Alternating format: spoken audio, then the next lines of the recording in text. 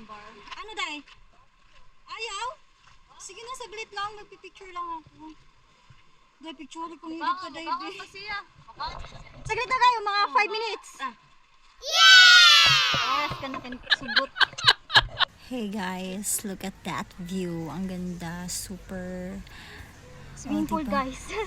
Nagkaroon na siya ng tawag dito, parang swimming pool sa gitna kasi dahil yan sa bagyong Odette, if I'm not mistaken.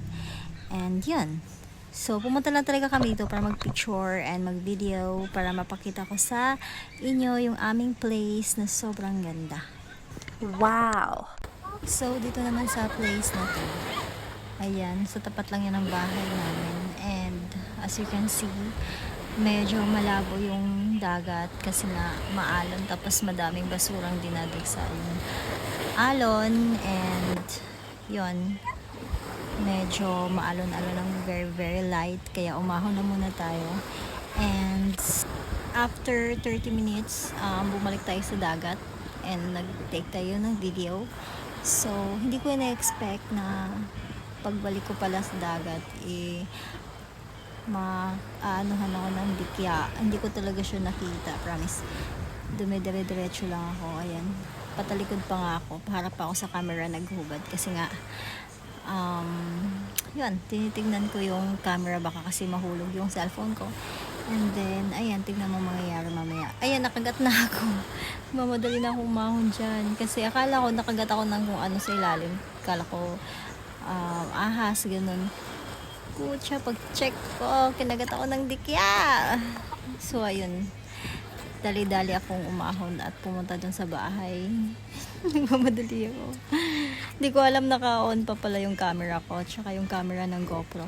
Kaya ayan, pakita ko sa inyo yung video. Yan na yun. Isabayan ko. Ang kati! Bubog suka, bubog. Ayan! Man. Ayan! Ah, masakit! Bubog suka. Bukya siya. Saan ba yan? Bukya. Ayan na, ang kati! Wala. Labod-labod man eh. Manig suka.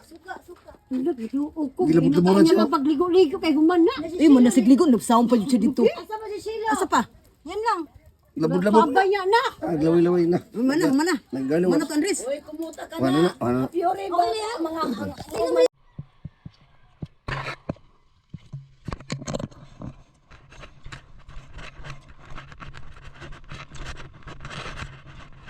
Ma, may bukya!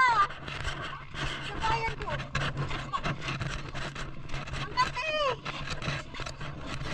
Ayan! man. Ayan! Ah, masakit! Bukya siya. Saan ba yan? Bukya. Ayan o, ang kati!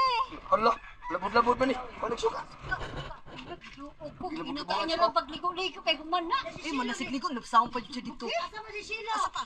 Yan lang. Labod-labod. Pabaya na. Laway-laway na. Mana. Nagano. Mana to, Andres? Fiore ko na yan. Ano ba dito ko? Uy!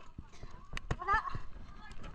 Wala. Mekanik eh. Nasa dito eh. Panuna na. Di ka na laway-laway. Labod-labod. Dagan na may gan. Kanang murag dito. Bibibisan. Tingnan mo dito ma. Tingnan mo dito. Bakit ano ba yan? Kanang ligo ba? Wala ma. Luto pa mo't panit mo na. Mura nagbaga. Okay na yan? Oh, may mantangutangan siya og suka. Okay. Mulaos mo na siya. Kay chinilaw naman na, iniguman. Ay, suka pa dyan ah.